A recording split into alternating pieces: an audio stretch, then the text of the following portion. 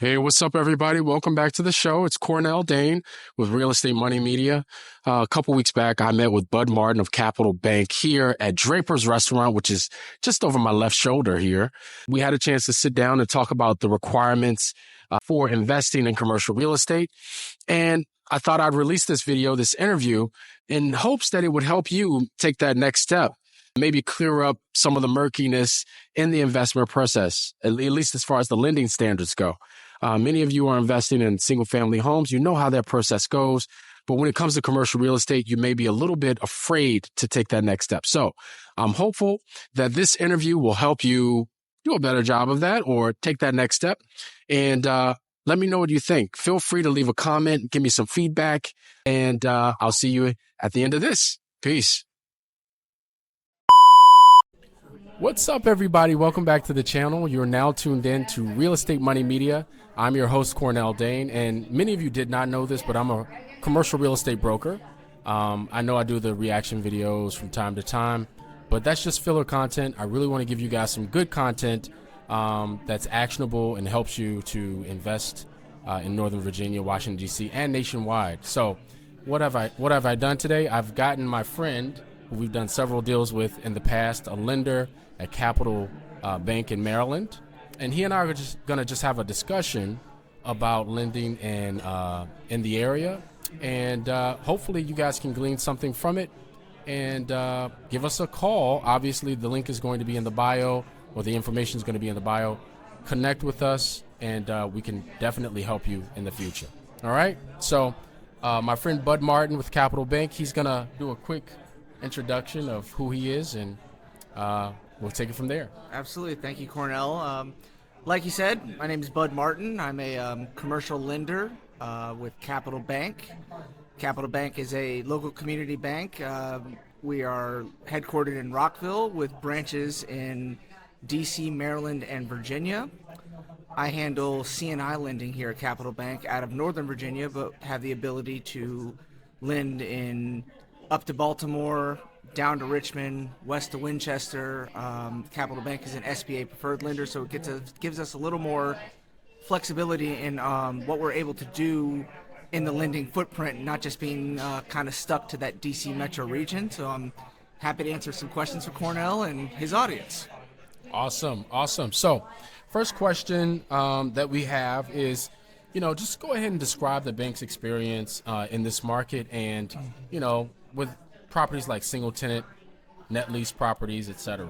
Absolutely. Great question. We have a vast array of experience here at the bank. Our whole executive team, they come from other local community banks with more of a national presence. Our CEO came from Capital One, so we are very technology driven. But going back to, kind of pointing out to your question, the executive team, while having great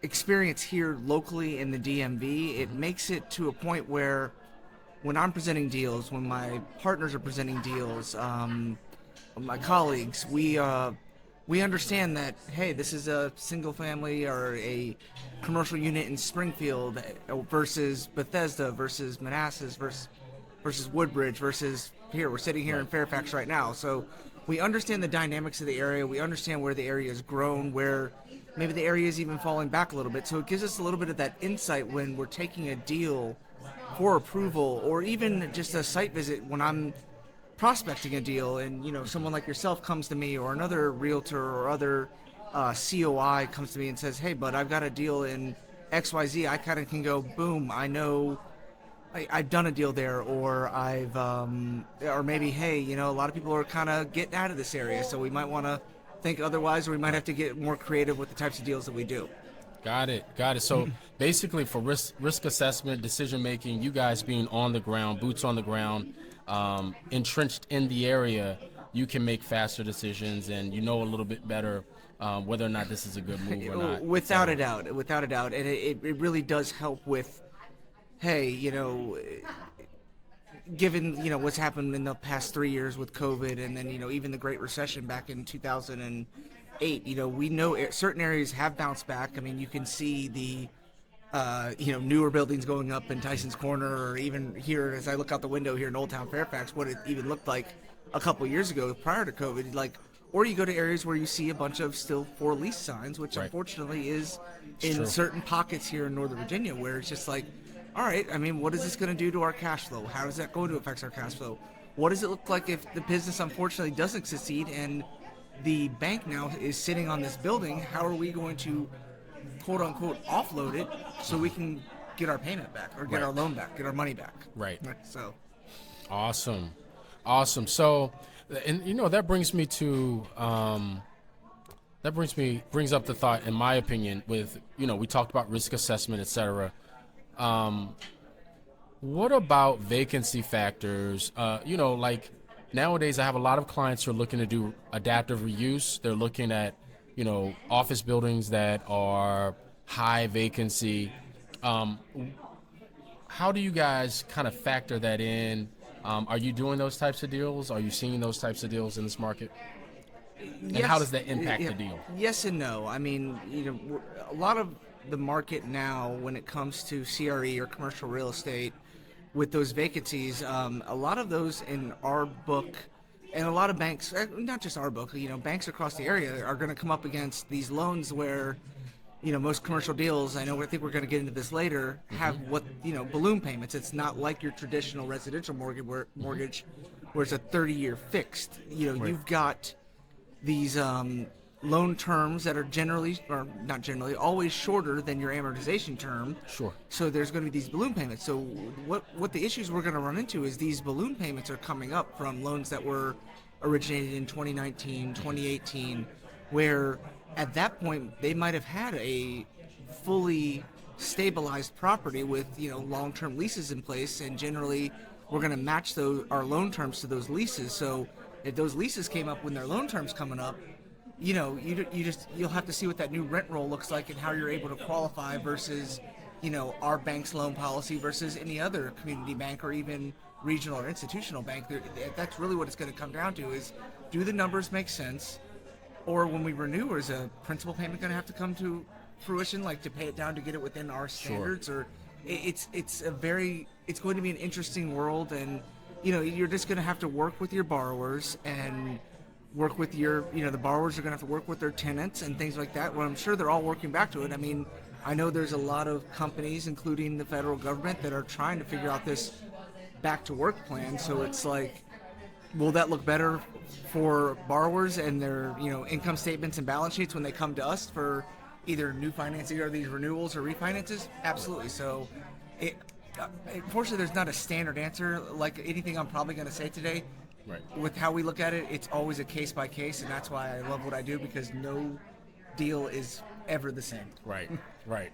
And that's always, I would say, a ray of hope for a lot of people out there. That's something that we're probably going to have to get into a little bit further, because it's not like residential real estate where it's really strict. There's always a little bit of negotiation or a little bit of maneuverability or malleability with the deal in commercial. So Yeah, without a doubt. I mean, and I've worked at 5 community banks over my career. Now, generally that's following a boss and things like that, but every community bank I've been for or worked for, it's more of that smaller size, because it is a true joy to have the flexibility where if you don't fit in one of the boxes, hey, maybe it's we put money in a debt reserve account, or you bring more money to the table. Is there anyone else that can be added as a guarantor? There's so many different ways to peel the onion and try and get to a deal, versus some of these places you fill in an online application and it goes, well, we can only approve you for XYZ, versus Right. hey, here's how we get you to that number that you need to be at. And so yes, your question, residential lending, DTI, loan to value, right. Credit.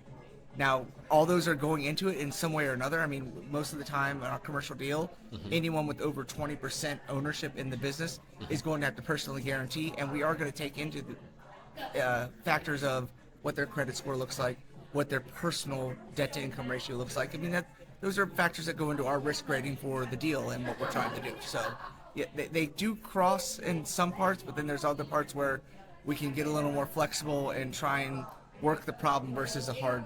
Right. Sorry, we just can't. It doesn't work. You don't qualify. Gotcha. So with that being said, can you sort of elaborate on the loan sizes of that your bank typically handles? Yeah, I mean, community bank, I believe our legal lending limit is around $30 million. Don't quote me on that. It's somewhere around there. So we can do loans up to $30 million. Generally, we're going to participate a portion of those out with another bank or work as a partner bank. Sure. But, my sweet spot, we do loans as little as $30,000. I did a $30,000 commercial auto vehicle or commercial auto last year. So we can look at smaller deals. Now, those aren't going to, get me to the finish line when it comes to bonus season, but we're not here to tell people no. We have 3 separate divisions within the bank on our lending side. We have the community banking team, the C&I commercial and industrial team, which I'm on, and then our CRE commercial real estate team. So those all have varying levels of loans that we try to do. My sweet spot for me and what I'm looking to do and looking to help out with clients, and we've done it, we've worked on deals together, is generally going to be in that $2.5 to $10 million range. I think that's kind of a good sweet spot. That's going to get you a range of. You've got your government contractors with maybe they need receivables-based lines of credit for that or equipment loans. You've got your investors in real estate that maybe want to buy that, that commercial real estate that they can lease out, or, in certain areas, people want to buy that building or warehouse where that's where their company is going to, work and play. That's going to be the place they're going to operate out of, and so that's a good range where I'm looking right now. Gotcha. What's the typical timeline for commercial loan? And you mentioned commercial auto, but more like in the real estate realm, like for an investor or user. Yeah, it's every deal, like I said earlier, every deal is unique in its own sense. So you really just, I'm gonna say, you're probably looking. Let's say everything is absolutely perfect. Probably like that 45 to 60-day range. Okay. And, unfortunately, we got spoiled with the residential during COVID and everything like that. What was it? You were getting like 7-day closes, like sometimes 7-day to ratified contract to, because a lot of people were waiving appraisal. They're waiving, all contingencies. Right. So that definitely cuts down on the process. On the commercial side, let's just go with the standard owner-occupied XYZ manufacturer comes to you, Cornell, I got this warehouse, I want to buy it, get me with the lender. Cornell makes the introduction to me, we collect the financials. If financials are all good to me in a clean package, I can get it into underwriting. Generally that's going to be a 3 to 4 day turnaround from getting it into underwriting and then getting that initial look through from my underwriter. Sure. But while we're doing this on the back end, I'm getting appraisal bids out. Those appraisal bids are going to range from anywhere from 21 to 30 days. So that's for them to go out, test the site, or visit the site, give us a value, things of that nature. All right, Cornell, this warehouse, I find out, or you find out, or because you can see the chain of history of the ownership. Sure. Bud, 10 years ago before this land got redeveloped, this was a gas station. Right. Right to my head, that's not just a one-page environmental. We got to get a full phase 1, maybe even a phase 2 if there's anything that comes back from the phase 1. There's another 20 to 30 days. So there's factors that go in there. Maybe there was something shaky on, in 2021, coming out of COVID, the numbers weren't quite there. I got to come back with more explanations from your borrower. Hey, why was revenue up but income down? Did you bring in more people? Did you have to hire more people? Was there a portion of your income that came from an EIDL loan or PPP money that that's not accounted for in years going forward? Right. There's different steps to analysis. So, every deal is going to be different. And going back to your commercial auto question, while we are going to analyze the business to make sure that they can pay for this truck or, printing press or whatever you want to call it, those same types of questions like, well, what happened in 21? Let me dig a little further. Right. And it's on me to ask a majority of these questions before it even gets into the underwriting department, because if I can't catch it, they're going to definitely catch it, because that is their job to, worst case scenario, how does this deal fail? That is their goal, is to not stump me, but they need to come back to me and go, bud, if this happens again in 2024, what happened in 21, I don't think they're going to be able to make these payments. What are we going to do? How do we mitigate that risk? That is really all it comes down to. Is my job is to go through the deal, figure out the best way. How can I mitigate this loan? If something does go wrong, how can we mitigate that it's not going to continue to go wrong, or do we have a backup plan in place if the primary source of repayment is not there? Gotcha. What are the different loan options that you guys offer for different types of deals, maybe? Yeah. Well, I mean, we've kind of covered a couple of them. So we've got, you've got your, let's just start smallest to biggest, in my opinion, of how they're usually structured. So you've got, your smaller commercial auto equipment loans, which are going to be kind of, those 5-year terms fully amortizing. You've got lines of credit, which are, going to be short-term interest only. Your working capital lines of credit, your receivables-based lines of credit, or you might have just a line of credit because you own an investment property, and we take the investment property or any other as collateral. Sure. And we go there. You've got your owner-occupied loans, which we spoke about, where you're going to have a XYZ term and usually a 25 or 20-year amortization, so it's going to go that way. And generally on our investment property purchases and things of that nature, we're probably going to limit those to a 5-year term, because that's generally what a commercial lease looks like in this world. Yep. I mean, you would be able to answer that. Sometimes you get some of these longer leases, but that's generally going to be where we put a max term out on those investment properties, because people unfortunately leave leases and we need to see what it looks like 5 years later down the road and things like that. So now, oh, sorry, didn't mean to cut you off. We also, like I did mention very at the beginning, we do have we are an SBA preferred lender, so there's SBA Express, SBA 7A, SBA 504 loans, which depending on generally those are going to be for the business acquisitions or more of those startup businesses in nature, or someone like a restaurant is generally going to be an SBA loan, because it is slightly riskier, and the SBA does come in clutch to be able to help us mitigate that risk. Gotcha. Talk about the appraisal process. Typically, how does it work?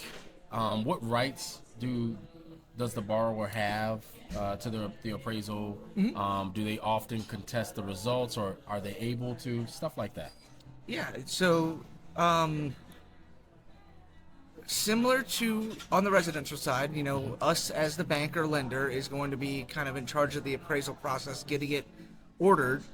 Now, it's been a while since I bought my house. I can't remember if I got bids or if it was just one appraisal came through, and that is what it is. I think when you buy a house, the bank is going to handle it, and they just send it to an appraisal management company. Right.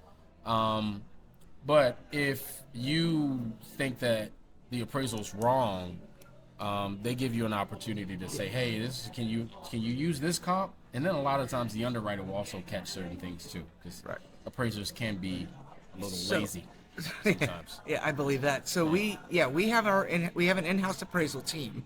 Okay. So what I do is we order the appraisal through that appraisal team. Now that does go out to outside third parties. They usually come back with 3 bids, and as you would expect, the one with the shortest turnaround time is going to cost you the most. But generally, depending on the client and their sense of urgency, if we're up against a hard settlement date and they've already given their earnest money deposit, we don't want to lose that, obviously. Right. So we'll choose whichever one fits. We will collect that money up front outside of closing. So the client is responsible for, and they range anywhere from $2,000 to $5,000. I mean, it just really, like I said, it depends on the complexity. If it's construction and we have to get an as complete and then an as stabilized as is and as complete, that's going to go more into it. We do, when the appraisal comes back, there's another 5-day window where we do an appraisal review, and that is where our appraisal team is going to look at that And if it's something like, hey, we were expecting this to be 3 million and it came back as 2.2, like, is there something that's missed? If we think it's good to go, we'll give it a stamp of approval. But then we do share it with the client because they paid for it. They own this appraisal. Okay. And if they could be like, no, there's got to be something done, then we will go back to the appraisal company and say, hey, here's what we think that was missed. This comp or this, you've got to take into account that they're putting in a $20,000 granite countertop somewhere. You know, I'm looking at the bar right now. So, but you know, mistakes can be made. Appraisers, you know, they're human as well. So there's things that go into it. But yeah, they do have that right. They do own it, whether we move forward with the loan or not. We have a system in place where we share the appraisal. It comes from our loan administration team directly to the client, whoever, you know, purchased the appraisal in a sense. Gotcha. Well, you know that I do quite a bit of, industrial leasing. Mm-hmm. And so we've got some big landlords, right? I guess my question would be, what's your approach to underwriting industrial deals? How does that work for you guys? So how do you, what are some key factors to consider? So are we talking about... You about... mentioned environmental. Yeah. You mentioned some other things, but like something specific that would probably be specific to industrial deals. So are we referring to our client would be the one that's taking over this space, or is it someone that is the landlord that leases the space to? Oh, well, no, someone buying it. So, okay, yeah, so this will be a purchase. Yeah, I think we kind of covered a piece of it, depending on where that warehouse or what that warehouse was before it was said warehouse, or if they're going to ground up build it. You know, that's where I said we have the as is. I would say that's just the land right now, and then we'd have the as complete value of what that structure is going to look like. But yeah, if it's a ground up, the environmental and that is going to 100% be a part of the process, because depending on, you know, what does this industrial company do? Maybe if they're, you know, a dry cleaner or something like that, you know, depending on what that space is going to be used for, that's another level that goes into it. That's when maybe that in phase 2 environmental comes into play, where they dig even a little deeper than just like the surface level of what the ground is, what's happened prior to, or what could potentially happen with whatever type of manufacturing or businesses being completed on site. Right. Okay. What about, financial analysis is important when buying commercial real estate, going concerns, et cetera, et cetera. What are some financial metrics that you guys at the bank look at? Because it's not always the same, even though it should be maybe for an investor. But there are some things that maybe you guys look at a little more closely than maybe others might. Yeah, I mean, if we're looking, let's start with just like your standard, we'll go back to the example we just spoke about, where it's the end user buying that space. We have to make sure that company, after distributions, or even if there's pre-distribution, then we can look at it from a global perspective, that, depending on the riskiness, the risk factors and things of that nature on the deal, are, for the most part, general standard, and it's pretty standard across banks, is we're going to want a 1.25 times debt service coverage ratio, meaning the net operating income or net income on the P&L or on your 1120 or 1065, that number with add backs of depreciation, interest, amortization, rent in this case, if they are going from lease to a place that they're going to own, we can add back that rent. We need that number to be at a 1.25 times whatever the potential debt's going to be. So, if it's a very, very limited example, if their new debt is $1,000, they would need to show net income of $1,350 to be safe, because that gives us that number of that 1.25 times, and that math might be a little bit off, but I think you and the viewers can understand. 25% more, exactly. So that's what they need to project to. Now, there are extenuating circumstances where maybe the owner takes a bigger draw, and then if that's the case, we have to look at from a global perspective, where we would take those same metrics from the business, but then we'd add in the owner's or guarantor's income, and that's generally to a different metric of 1.35 times, and that's kind of standard across banks. Some go up, some go down, but then we're adding in their personal income plus the income of the business. Right. Now we also can do that when it's an investor and say, Cornell Dayne Inc. is going to buy this building, and there's tenants in there, and it gets you to, let's say, a respectable number like 1.15 times on the building after net operating income, net out taxes, insurance, maintenance, the whole 9 yards. You're not quite there, but you know what? Cornell also has a job besides owning this building and property management.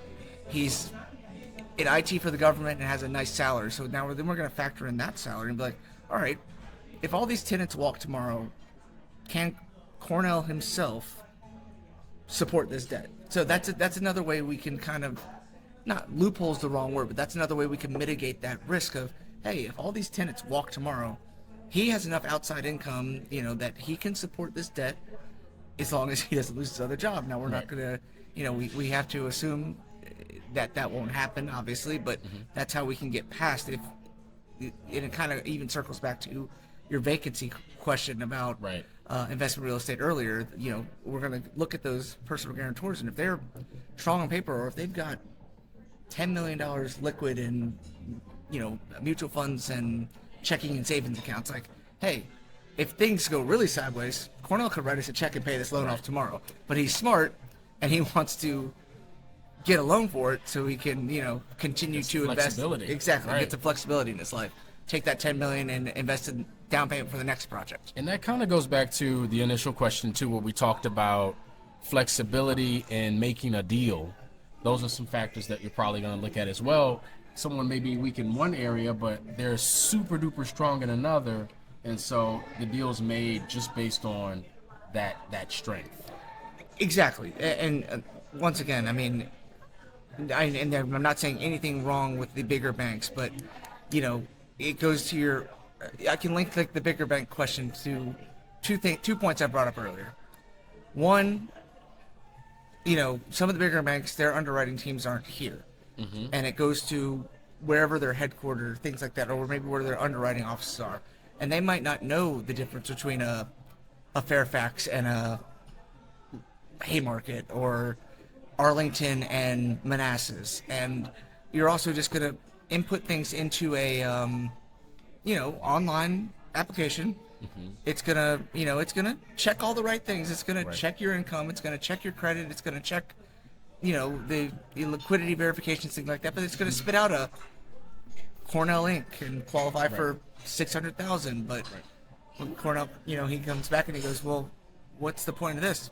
And they didn't really take into account for X, Y, and Z, and it's like, oh, well, everything was online, so it's kind of tough for you to do that. So, the flexibility of, I'm not saying community banks are superior, but community banks are good for those types of these types of deals that we're talking about, because it's my favorite part of my job is telling the story. Right. And you can't tell the story to an online application that's going to Mr. or Mrs. Underwriter and maybe an area that he or she do not know the market and can kind of, we have a policy in our bank that we can go by and do drive-bys on these properties, and I can go by and be like, look, the building's in great shape. They just built a brand new shopping center with a Harris Teeter as a hub right across the way, so you're going to get the foot traffic, you're going to get the car traffic. Right. Depending on the type of business it is, say it's a car wash, there's going to be people that it's in a very visible area where you're going to be able to see things and things of that nature that you're just not going to get with that, not without being flexible and looking at the whole picture versus it doesn't cash flow, or credit is something unfortunately that you can't control. So if credit's bad, the credit's bad. That's something that unfortunately bring that up, and that we'll be able to help you out there. But so. Got it. So to piggyback on that and to refer back to a question that we asked earlier, what are some, you guys know the area well, you're able to drive by properties, etc. Give us an example of a time when you drove by a property, you looked at it, and you said, you know what, we can't do this deal. And you just kind of like eliminated it because you knew the area or the market. Some sort of location analysis where it went right for the bank. You saved yourself. I would say, if I'm going by and I see I wouldn't say dilapidated is the right word, but you can see visible distress to a building, and if they're selling it for X and you're looking at a business plan or you're looking at a contract that says nothing in regards to, or they're not even asking for an improvement. In the appraisal, even. Yeah, and even in the appraisal, and they're just like, yeah, we're just going to keep it as is, and this is how we're going to run it. And I'm just, or if you see a lot of vacancies in and around the area, kind of the opposite of the example I just gave, like not a brand new supermarket, but maybe a supermarket where the main hub is even left, and you've got like this big empty space.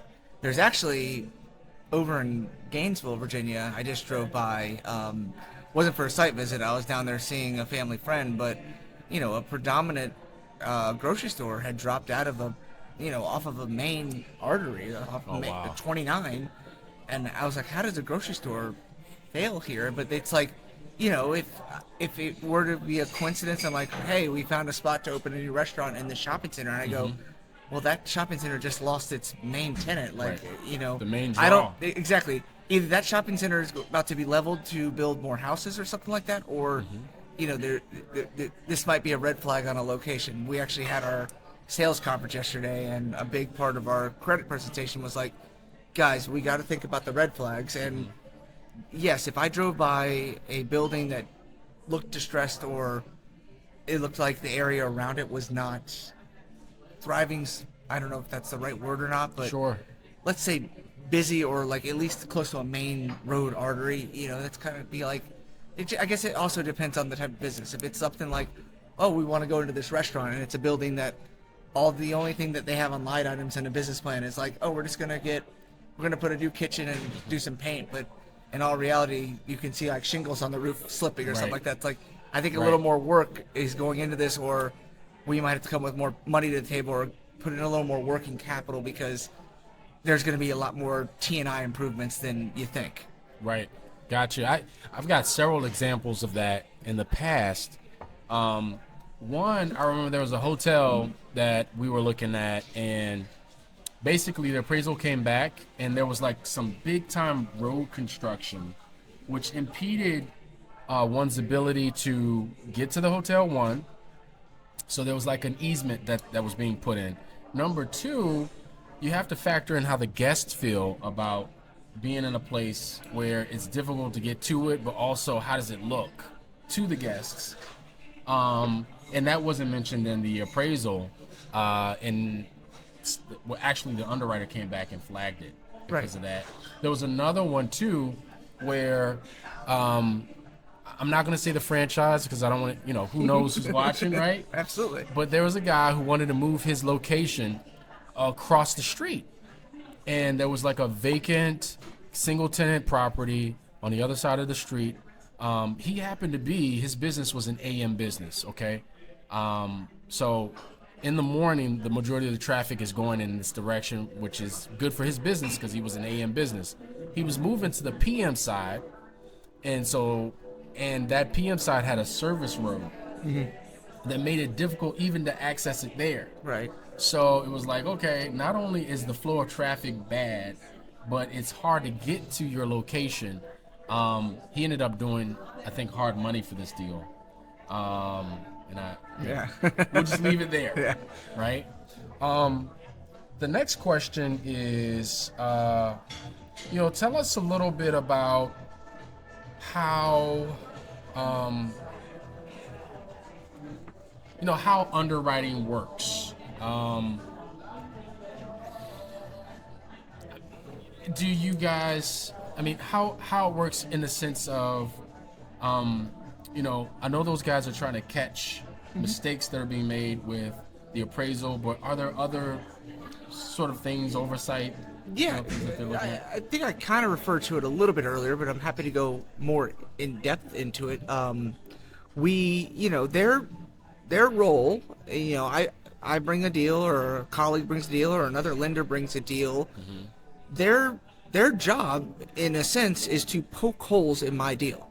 Okay. While I think every deal that comes to me is, at the beginning, if I can do, I have enough credit skills where I can go through a deal. I can be like, okay, if I can, do, I call it back of the napkin math.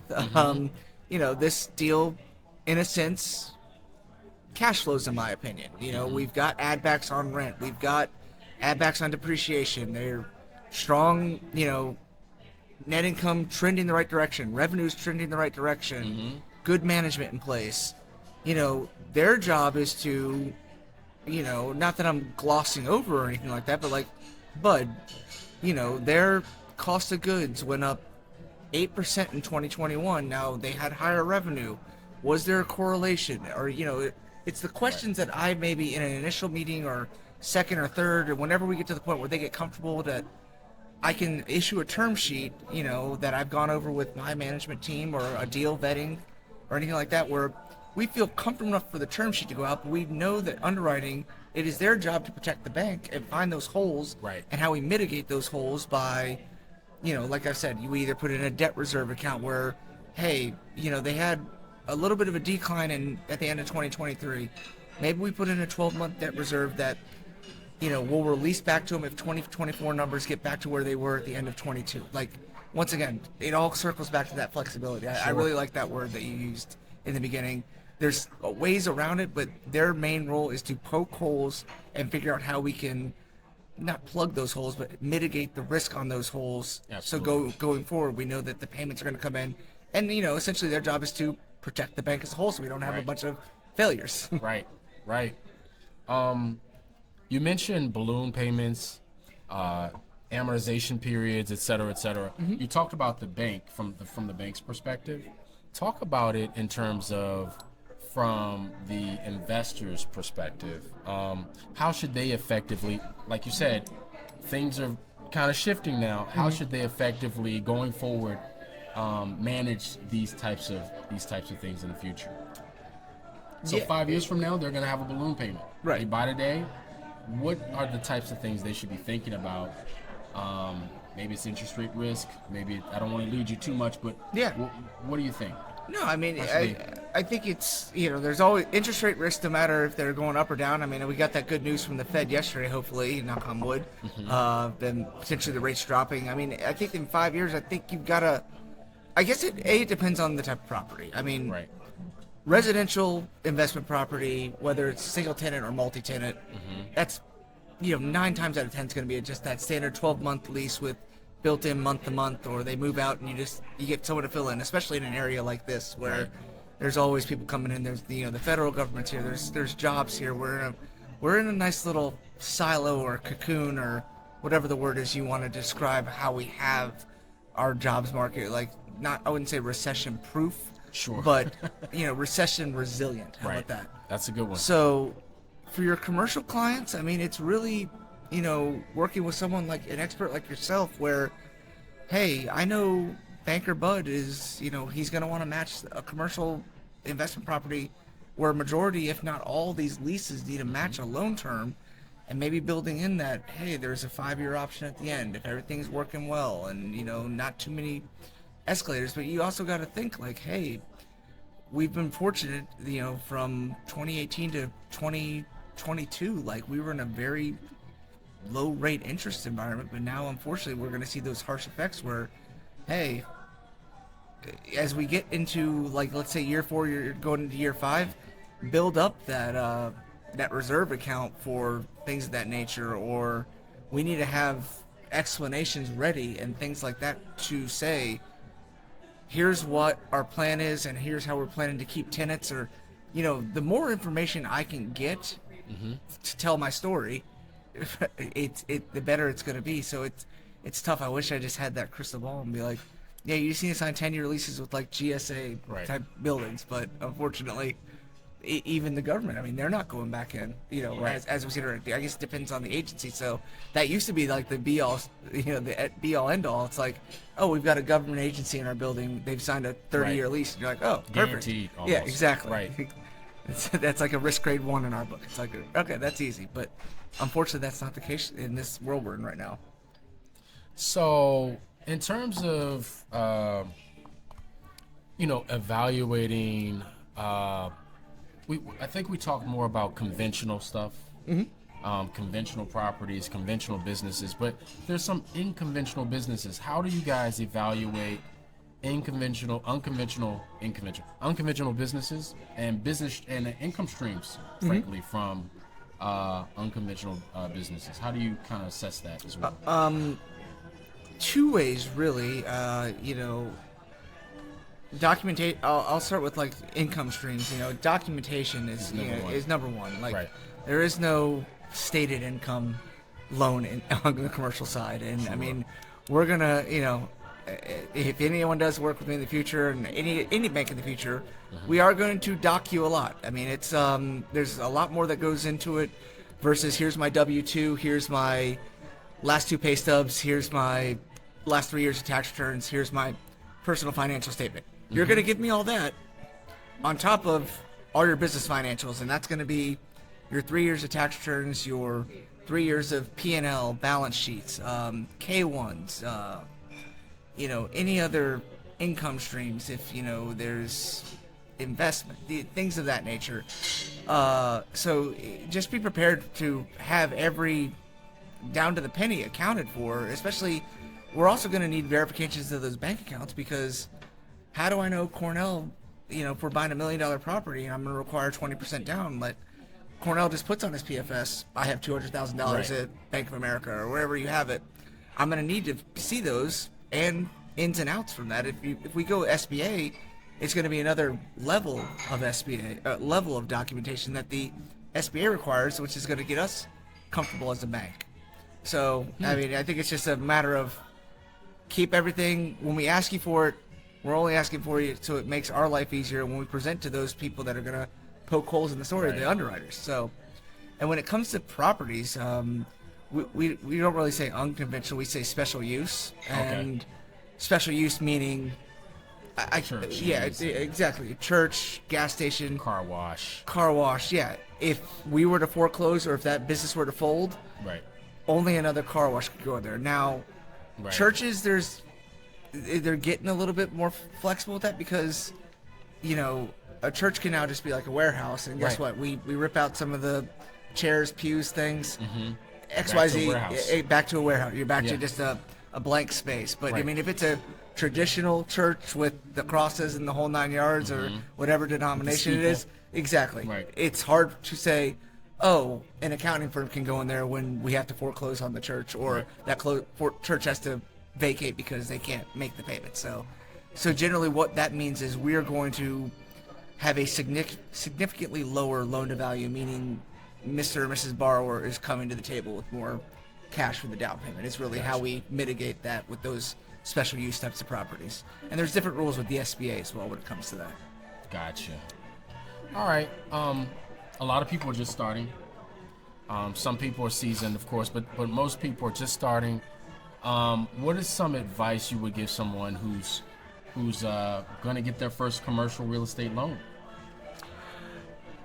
I would say for sure, turn to your advisors. Turn to people like Cornell. Turn to, a lot of people, if they're not on like the TurboTax or H&R blockchain, your CPA is a wonderful, wonderful advocate. I have a lot of my deals come from CPAs that I've worked with in the past, and commercial realtors. It's people that we belong to these networking events to meet people like ourselves. Absolutely. So it's how we met each other, and it's those trusted people that you form relationships with that are the ones that continue, that I refer deals to, that refer deals to me. It's go to those that trusted circle. Maybe it's your attorney, maybe it's, like I said, CPA, attorney, realtor, banker. I mean, I feel like they're all kind of in that core group of, they usually know someone, put it that way. Like, I don't have any times like, oh, bud, you're in banking, you must know other bankers. And I refer to other bankers, and other bankers refer to me. There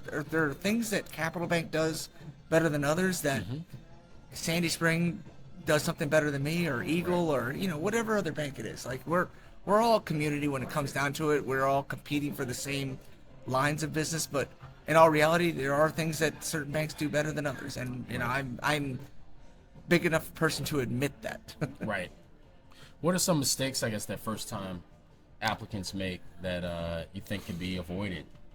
I know you mentioned documentation. Documentation. I mean, I really think, before you just go out and say it, I mean, I think it's just doing your research. Okay. You either, I would say, and like I said, I'm not trying to ever dog on the big banks, but a lot of people have those accounts with the bigger banks. Right. When it's your first loan, and I don't know if there's a stat out there, I probably should look this up, but a lot of people have come to me and like, hey, I bank at Wells Fargo, but my CPA or my commercial realtor said I should reach out to a community bank since this is my first deal because of what's our keyword today? Flexibility. Correct. Right. And that is, some of the bigger banks, maybe they don't want to do a $750,000 purchase of a condo in Falls Church, or it's going to go into that online system, and then boom, boom, boom, boom, your underwriter's in Charlotte, North Carolina, and they don't know Falls Church from Lake Ridge. Could happen, so, yeah. Exactly. So we like to tell the story, and a client's first loan, whether we have to go SBA or they have the ability because they've done well or have the outside income or liquidity to be able to put down the amount that they need for conventional financing. We can understand that story, we can work through the story, or we can figure out a solution versus plug and play and either yes or no. Right. Gotcha. Okay, well, I'm all out of questions. If you would, guys, please comment below, like and subscribe.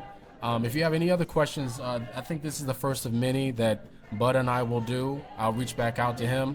This is our first time, and as you know, this is a very new channel. So, feel free to comment. Let us know what you think, and we'll see you all in the next one. Thank you. Thanks for having me. Hey man, I hope you guys enjoyed that video. It was awesome. I certainly enjoyed making it.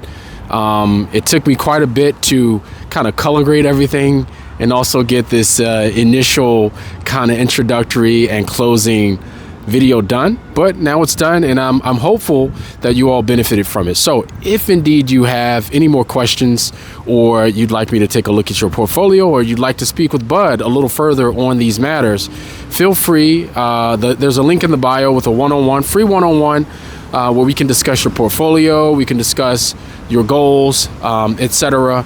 It's a Calendly link. We'd set up a free hour for you and I to sit down and kind of discuss what it is you're looking to do. All right, so in the near future, hoping to hear from you again and do another one of these. Talk to you soon. Peace.